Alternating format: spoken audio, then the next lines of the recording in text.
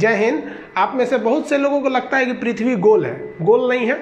कुछ लोग को लगता है चपटी है, चपटी भी नहीं है। कुछ कहते हैं संतरा की तरह है, तो कुछ कहते हैं नारियल, छुहाड़ा, मौसम्मी, ये सब कुछ नहीं है। समझिए पृथ्वी है कैसे।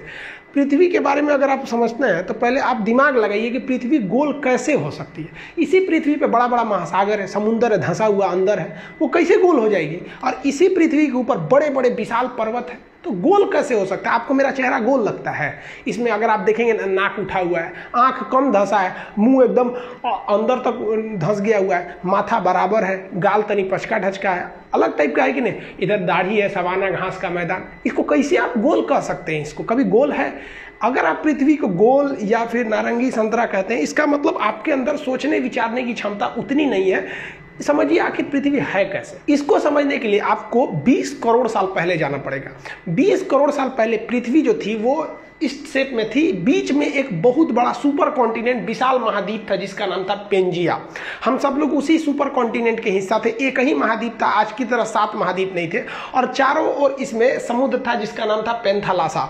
सुपर ओशियन का नाम पेंथालासा, सुपर कॉन्टिनेंट का नाम पेंजिया। एक ही महासागर, एक ही महाद्वीप थे। इन्हीं से टूट के कई महासागर बने और कई सारे महाद्वीप बने। वेगनर महोदय ने ही बताया था प्लेटो के मतलब महाद्वीपीय विस्थापन का सिद्धांत, कैसे कैसे ये जो पेंजिया महाद्वीप था ये टूट गया। यहाँ पर धीरे धीरे ये पेंजिया महाद्वीप ऐसे टूटना चालू हुआ, और जब पेंजिया टूटा ना तो इसके ऊपर का एक जो खंड था वो कहलाया लारेशिया, और नीचे वाला कहलाया गोंडवाना लैंड। और इन दोनों के बीच एक नए सागर का जन्म हो गया जिसे हम कहते थे तेथिस सागर।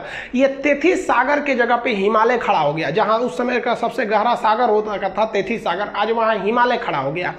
इसमें हम ये बेसिकली ये समझेंगे कि पृथ्वी की बनावट कैसी है। हम ये नहीं समझेंगे कि कौन सा जीव कब आया था, वो हम एक अलग वीडियो में बताएंगे कि कब इस पर डायनासोर आए, सरीसृप आए, मछली कब आए, कैसे इस पर पानी का विकास हो गया, कैसे आखिर जीव आया। आप सोचते हैं ना मुर्गी की पहले अंडा, ये सब टाइप का। तो अभी हम इस पे मेन फोकस किए कि पृथ्वी के शेप का डिजाइन कैसे बना इसका। तो ये ऊपर का भाग यहाँ पर हो गया, और अगर आप देखेंगे तो ये ऊपर का जितना भाग था इसको हम लोग लारेशिया या एक अलग नाम दे दिया गया अंगारा लैंड। तो आज के वक्त में जितने भी ऊपर में आप महाद्वीप देखेंगे, यहाँ उत्तरी अमेरिका देख लेंगे, यूरोप देख लेंगे, एशिया देखेंगे, तो ये सब उत्तरी ये अंगारा लैंड के हिस्सा थे सब, जिसे हम लोग लारेशिया भी कहते थे।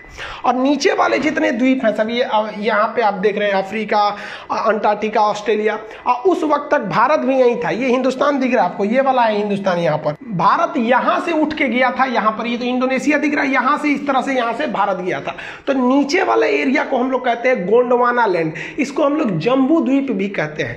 वर्तमान में भले भारत उत्तरी भाग में है, लेकिन जब ये ओरिजिन किया था आज से लगभग वो 15 करोड़ साल पहले, तो उस वक्त 15 करोड़ साल, देखिए इसकी तो शुरुआत टूटने फूटने की हो गई थी 20 करोड़ साल पहले, लेकिन ये प्रक्रिया बहुत धीमी होती है। एक साल में केवल 5 सेंटीमीटर घसकता है। तो सोचिए ना, हजारों किलोमीटर घसक गया था तो कितना करोड़ साल लगेगा। तो ये धीरे धीरे भारत आया था। तो भारत शुरुआत में गोंडवाना लैंड या जम्बू द्वीप का हिस्सा था। कई करोड़ साल बाद धीरे धीरे महाद्वीपों अपने अस्तित्व में आना चालू हो गए सब। अगर आप ध्यान से देखेंगे तो यहाँ पर दक्षिणी अमेरिका बनने लगा है, ये उत्तरी अमेरिका लगभग बन गया, ये यूरोप और एशिया एक ही में थे। और यहाँ अफ्रीका में सटा हुआ था, यहाँ पर मेडागास्कर टूट गया, और इससे टूट गया यहाँ से हिंदुस्तान। ये इंडिया जो है, ये इंडिया अब इधर की ओर जाने लगा। जबकि ऊपर में जो चाइना है, रूस वाला भाग है, उसके नीचे अगर देखेंगे तो तेथिस सागर है ये, और ये भारत है। इन दोनों के बीच में आज भले हिमालय है, लेकिन एक समय था जब तेथिस सागर था। और उसके बाद यहाँ से भारत जाना चालू किया। आज से लगभग 7 करोड़ साल, 10 करोड़ साल, ऐसे धीरे धीरे कई करोड़ साल लगा। और उसको जाते जाते यहाँ से धीरे धीरे यहाँ से यहाँ घसका, फिर यहाँ घसका, तेथिस सागर खत्म करके यहाँ घसक गया यहाँ पर, और जाके अभी ये भारत यहाँ पर दिख रहा है। तो ये कभी जम्बू द्वीप और अफ्रीका के पास वहाँ का एरिया का हिस्सा था। और ये जब घसका ना, तो आगे वहाँ पर बैठा था पहले से यूरेशिया का प्लेट, जो चाइना तिब्बत का एरिया था, वहाँ पर ये जाके उससे टकरा गया। और टकराने के बाद भी रुका नहीं, उसे ढकेल ढकेल के ऊपर उठाने लगा। ढकेल ढकेल के जब ऊपर उठाया तो ये एरिया उठ गया, और ये विशाल एरिया हाइट पर ऐसे उठ गया। यहाँ पर इसके ऊपर चाइना और तिब्बत का ये एरिया हो गया। ये धीरे धीरे ऊपर जाकर उठ गया। आप अगर यहाँ देखेंगे तो ये इंडियन प्लेट है, ये ढकेल दिया है और खुद नीचे घुस गया है। और ये ढकेलने से यहाँ पे आप देखेंगे तो कई सारे पहाड़ियों का निर्माण हो जाता है। तो इससे इंडियन प्लेट जब उसको ढकेला तो वहाँ एक विशाल पर्वत का निर्माण हो गया। जैसे जैसे अगर आप हाइट पर जाते हैं तो हाइट पर जाने से टेम्परेचर में गिरावट आती है। ये क्यों आती है ये अलग बताएंगे। 165 मीटर की अगर आप ऊंचाई पे चले जाएंगे तो 1 डिग्री सेल्सियस की कमी आ जाएगी। लगभग 1 किलोमीटर की ऊंचाई पे जाएंगे ना तो आप में 5 डिग्री सेल्सियस की कमी आ जाएगी। हिमालय पर्वत लगभग 9000 किलोमीटर है। अगर 9 × 45 देखेंगे तो 45 डिग्री सेंटीग्रेड तो ऐसे ही गिर जाएगा कोई भी चीज़ हिमालय। इसलिए वहाँ पर पहाड़ के ऊपर पूरा टेम्परेचर गिरने से बर्फ का अंबार लग गया, पहाड़ों पर पूरा बर्फ लग गया। यहाँ धीरे धीरे इंसान बसना चालू हुआ। करोड़ों वर्ष पहले वो भाषा का आविष्कार किया तो उसने इस पहाड़ का नाम रख दिया बर्फ का घर। जिस तरह से पुस्तक का घर क्या होता है, घर को हिंदी में क्या कहते हैं, आलय। घर को आलय कहा जाता है। अब पुस्तक का घर है तो पुस्तकालय, भोजन का घर है तो भोजनालय। उसी तरह ये बर्फ को हम लोग हिंदी में कहते हैं हिम का घर हो गया तो हो गया हिमालय। तो यहाँ हिमालय का निर्माण हो गया, हिमालय पर्वत का निर्माण यहाँ से हो गया। यहाँ पर ये हो गया पर्वत हिमालय, उस और तिब्बत हो गया। तो ये तो उबड़ खाबड़ आकृति आप देख रहे हैं। अब पृथ्वी सच में कैसे दिखती है वो अगर देखना है तो देखिए ये है आपकी पृथ्वी, ये ओरिजिनल पृथ्वी है। इसको कंप्यूटराइज करके मतलब शेप लिया गया है यहाँ पर। अब आप बताइए ये इसको कौन कहेगा कि ये गोल है या फिर पृथ्वी चपटी है। पहले के ज़माने में लोग कहते थे पृथ्वी चपटी है, इसलिए वो दूर तक का सफ़र नहीं करते थे कि कहीं अचानक से गिर जाएंगे तब क्या होगा। ये बहुत प्राचीन काल की है। प्राचीन चीज़ को अभी से मत मिलाइए, वो उस वक्त उसी को सच माना जाता था और अभी के वक्त में वो सब सच नहीं है। तो ये जो चीज़ है ये पृथ्वी है, ये गोल है नहीं है। तो भूगोलवेताओं ने इसके लिए एक अलग शेप बनाया, एक अलग डिजाइन। उसको क्या नाम दिया गया तो देखिए इस तरह से जो पृथ्वी है इसमें अगर आप देखेंगे तो ये वाला एरिया जो है उठा हुआ है और यहाँ वाला एरिया धंसा हुआ है। तो इसमें दो चीजें दिखेंगी आपको, एक उठा हुआ ये एरिया दिखेगा और एक धंसा हुआ ये एरिया दिखेगा। फिर यहाँ उठा हुआ है फिर कहीं धंसा हुआ है। तो इसके लिए एक नियम बनाया गया जिसे हम एवरेज नियम कहते हैं। एवरेज नियम कहते हैं कि धंसा वाले से थोड़ा उठा के उठा हुआ से तनी सा नीचे करके, यानी इन दोनों के बीच में एक शेप ले जाते हैं। तो देखिए ये जो रेड लाइन गई है, ये रेड लाइन ये उठा हुआ से कम है और धंसा हुआ से ज्यादा है। तो ये एवरेज लाइन जो खींच दिया गया है ना, ये एवरेज लाइन वाली आपकी आकृति गोल दिखती है।